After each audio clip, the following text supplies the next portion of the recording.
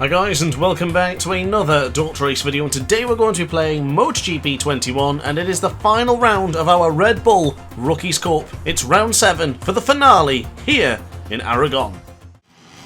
So as always, starting from the back of the grid using the power setting 1, and away we go. So from the back of the grid it's going to be a 4-lap sprint here in the circuit of Aragon. It's going to be a very tough Grand Prix, this one, starting from the back of the grid, and of course a very horsepower friendly track, so we're going to have to be doing everything we can possibly to conjure up some time and speed to get around the outside, up on the inside, and just make as many overtakes as physically possible.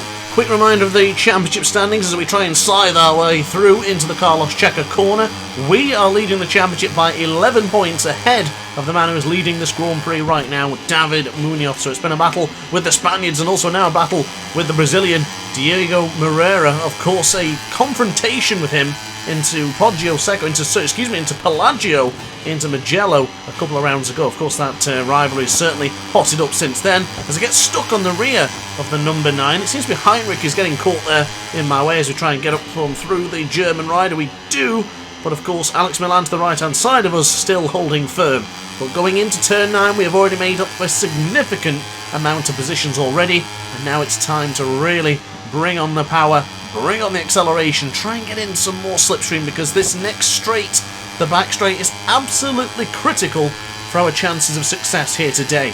Right now, if the race ended, we would not be the world champion. David Munoz would take the checkered flag in the first position, gaining himself 25 points to us, only picking up 2. So we really need to get on the move now, pick up some additional places, get into the top 5, and I think then we can begin to relax. But of course there is no relaxing here in the Red Bull Rookies Cup as we give a massive lunge into the side of Mihaila there. I don't think he's going to be too proud of that one. No way. The number 21, Mihaila, is not going to be happy, but he's actually getting into the rear tyre here. He's shoving me forward, is the number 21. Of course, the rider wasn't actually available for all rounds last season, missing round 5 and 6. But now to the left hand we go for turn 16, keeping it nice and tight, keeping it really tight there, almost too tight, almost touching the white line and even going over it. But across the line we will go. Otola now takes over at the front, Munoz in second, as it's now Holgado and Munoz who are battling it out for that second position here in the Grand Prix of Aragon, sliding over the inside of Scott Ogden. That was a beautiful move. Excuse me, it was not Scott Ogden. Scott Ogden is now ahead of us. Of course, the Red Bull Rookies Cup, all on the same bikes. It's very difficult to see who's who and what's what, just having to pay attention to the names above. Oh, massive moment there, getting over the rumble strip and a track limit warning. It was actually Jakob Rosenthal who made the move on just a moment ago, that aggressive move into turn 1. But now into the 5th corner, it's a second track limit warning already. You can see the tension is high for the man on board the Red Bull KTM for this Red Bull Rookie Cup showdown, the finale here today in Aragon as we bring on the power. We're getting behind Alonso, the Colombian, and hopefully just slowly and surely chip off a few more riders here. So we now go to the left hand side. David Munoz, brother Daniel Munoz there, is a little bit further ahead. He could be playing parts to his brother here. He could actually try and hold us up. I hope he doesn't. We'll try and manoeuvre our way through some way or another. So quick look at the championship standings. It would still go into the favour of Munoz. I do believe my maths isn't that quick, but I'm guessing at this point in the Grand Prix that Munoz would still be the championship leader. But I tell you what, look at that. Look at that change of direction up on the inside of the Colombian. Can we go around the outside and possibly make a move on Daniel Munoz? We're going to go the long way around the outside and then hopefully chuck it up onto the left-hand side. What a beautiful move! What a beautiful manoeuvre. Up on the inside of Eddie O'Shea as well, past the British rider. But this part we are going to get decimated on, aren't we? Oh, look at them. They're absolutely charging. But what a terrific choreographed move that was. Changing a direction, making move after move after move. That was stunning. We are right on the cusp of MotoGP 22 arriving, and I tell you what a way to kick that off. And here, ending it all on MotoGP 21. But up on the inside of Farioli now, the Italian, number 77 of course, Farioli, I still cannot pronounce that name correctly it seems. But Uriarte ahead of us, Munoz, Mario, Aggi, Otola, Holgado, all still in the mix for a good old ding-dong of a battle here in Aragon. So to the right-hand side, getting pushed wide here. Pushed anymore, I'd be going back to the city of Teruel, goodness me. Push me no more, Uriarte, because I am on a mission trying to get up the inside of Mario Aggi now. The power setting 1 has certainly not slowed us down from turn 3 onwards. So the Carlos Checa corner certainly doing us a favour, but look at us now. right on the precipice of a potential podium here, ladies and gentlemen. Munoz in third position. He will not be world champion. We will be champion. And that is all that matters. So we'll bring on the power, hopefully go around the outside and maybe chuck it up on the inside in the reverse corkscrew. That would be a brave move. And this has been blokes racing so far, to quote James Whittam. But onto the left-hand side for more blokes racing. We'll get onto the rumble strip, bring on the power, and hopefully position ourselves to the left-hand side for a good lunge in the very, very difficult braking marker. After the Marc Marquez corner, we've got this run up to turn 12. I do believe we should be able to take a few positions here.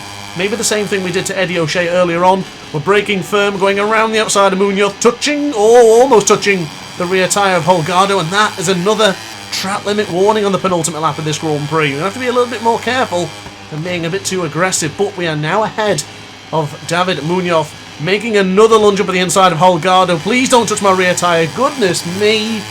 I had to accelerate a little bit more than I would have wanted there just to make sure Holgado didn't touch my rear tyre, because that is the absolute worst when that happens. You make the move, it looks pretty clean, and all of a sudden they ram straight into the back of your tyre. Munoz, Grant, your two championship protagonists are battling it out here today. Now bear in mind, Ortola is not able to win the championship. If he wins this race and both of us crash out, he would still not be world championship leader, because of course we have more victories. But look at that slipstream coming out of the final corner. Absolute slingshot on the Red Bull KTM. The 47 goes up into the top position, and it's now time for us to really bring it on. This is brilliant. This is what we needed. This is what we wanted. End on a bang. This would be our fourth victory in the season. If we get the job done, it'll be our third in succession as well. So into the checker corner, up by a couple of tenths of a second. We are improving on this particular section. We are really good, apart from touching the rumble strip on that part there. But I guess if you ignore that, everything is looking pretty fine and dandy. Quick look behind us. I guess it doesn't matter where Munoz finishes, as long as he doesn't finish ahead of me. We are going to be the world champion. If I'm correct, that would put us around 17-20 points ahead of David Munoz right now. So this is stellar. What an ace performance, do I say myself, as we now approach the reverse corkscrew. It's actually finishing the reverse corkscrew. We're now going into the Marquez corner for turn 10 and 11 with a 9/10 of a second advantage, without any slipstream whatsoever.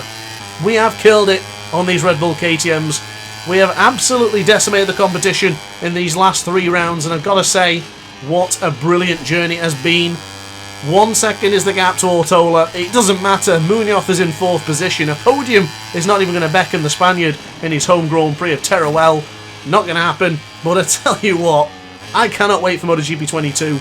I hope the Moto 3 Championship is a little bit more competitive, and I don't have to be stuck on Power Setting 1, because of course Power Setting 1 is the only way to make these particular races exciting and competitive. But by goodness, what a great race, what a great season. Shout out to more Red Bull KTMs, shout out to more Moto 3 and 250cc motorcycles, because I cannot wait for MotoGP 22. But guys and gals, it's been another short challenge, another short sprint race, and we have got the job done. Salute the master, salute the Dr. Ace. We've got the job done. The new Red Bull Rookies Cup champion. To the end of that one, Grant takes the victory. Wow, 1.4 seconds clear from Ivan Ortola. Did not see that happening, and David Munoz positions himself in 3rd place for the final round. So let's have a look at the championship standings for the finale of Aragon, and you will see 17 points clear from Munoz, 30 points clear from Ortola, and 53 clear from Holgado. What a great season. What a race. We've had some pretty cracking races. I'd say all 7 of these have been thrillers, and I've got to say I cannot wait for more racing like that. So let's check out the Port Ferme, let's check out the celebrations in the pit, and then we'll move on to hopefully MotoGP 22 very, very soon. But guys, thank you very much for watching the video. I really hope you enjoyed it. If you did, let me know in the comments section down below. If you have any suggestions of teams you want me to join for the next season in MotoGP 22, also let me know.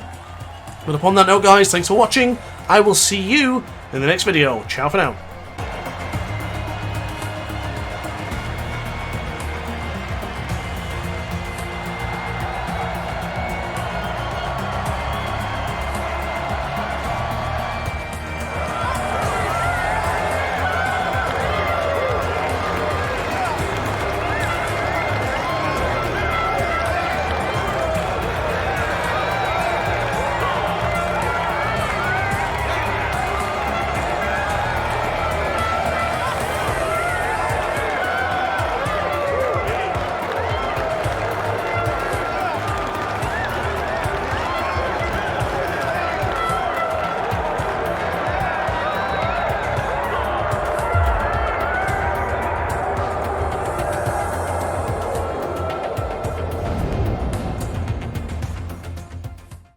Oh hi! Didn't quite see you there. Good to see you're still here. If this video didn't quite set your appetite, then why not watch some more DrAce content by clicking the video shown on screen now. Furthermore, if you would like to follow me on social media, you can do so now with the links down in the description.